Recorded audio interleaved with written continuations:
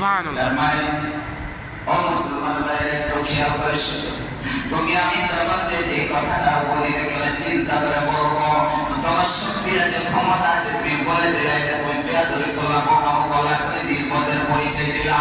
তার কারণ তুমি কি জানো না, আল্লাহ তাআলা জানাই দেন বান্দা তোমার জবানে যে কথাটা বের হয় না কেন, তাই সেখান থেকে আমাদের কথা বের হোক, ভালো কথা বের হোক আর খারাপ কথা বের হোক, আর মানুষের কষ্ট দেওয়ার কথা বের হোক না কেন, প্রত্যেকটা কথা লিপিবদ্ধ করে আমার ফেরেশতারা।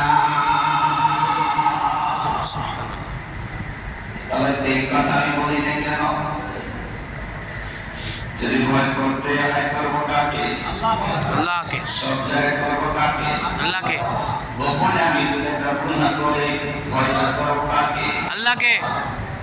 কেউ যেটা দেখে না সেটা দেখেন কে? আল্লাহ। কেউ যেটা শোনে না সেটা শোনেন কে? আল্লাহ।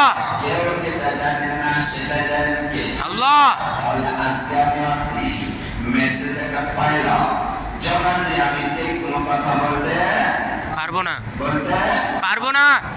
সবাই বলে না কেন? আমাকে একটা কথা